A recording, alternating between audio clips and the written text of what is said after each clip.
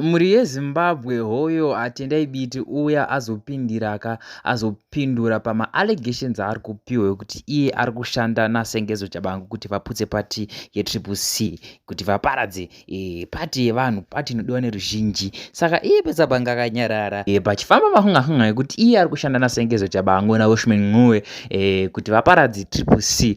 Asi ipapo ndikuverengerei abva aburitsa iye press statement achitaura zvinhu zviri mumwoyo make, achitaura paamire iye kuti aripo here pamarecords ari kuitwa naSengezo Tshabangu kana kuti pazvese zviri kuitwa kupati yake ane hand in it here. So ndakuverengerai press statement yake mumanodza munofunge in the comment section. The weight of a stolen election, unprecedented corruption and looting of public assets sits heavy on the shoulders of Zimbabweans who want and deserve better.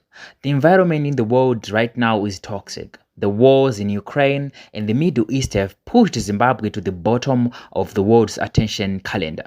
This has allowed the vampire state here to carry out brazen election fraud. Not satisfied, the regime is now engaged in a malicious push to weaken our struggle, the progressive movement through the illegal recalls of elected public representatives. It is therefore shocking to hear and read a daily stream of abusive, malicious and defamatory claim that Professor Washman and I are colluding with the regime and its proxies to upend a struggle that have occupied and consumed all our adult lives. I do speak for Prof. Ncube, an honest and decent comrade who buried his dear mother on Friday, but as someone who has been in this struggle for a long time, as I have, one who have endured ZANU-PF's jail, and I physically attacked by the same.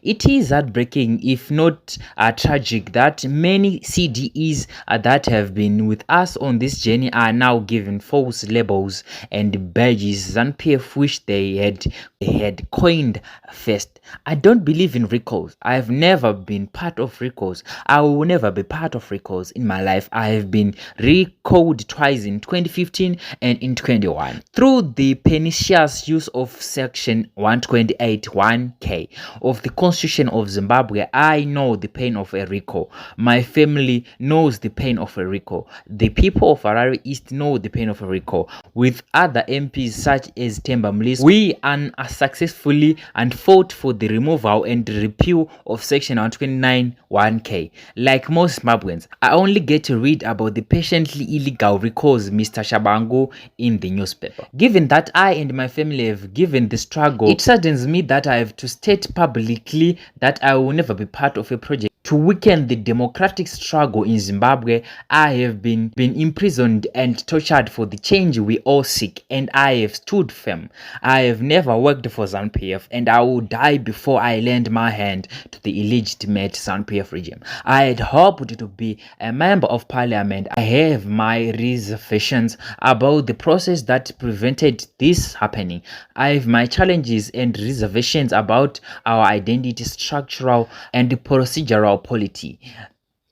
I am a democratic who believes in constitutionalism, the rule of law, transparency, openness, and collective leadership. I can never compromise on these core values. However, no dispute nor differences is ever sufficient to place one at the service of ZANU-PF. I have a daily job at my law practice, and that's where I have retreated to fight for Zimbabweans in that sphere of my influence.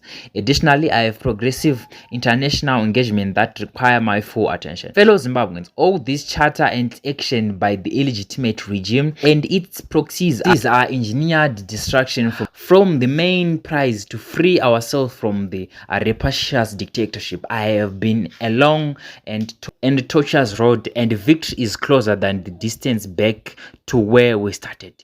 Yours, Tendai Biti.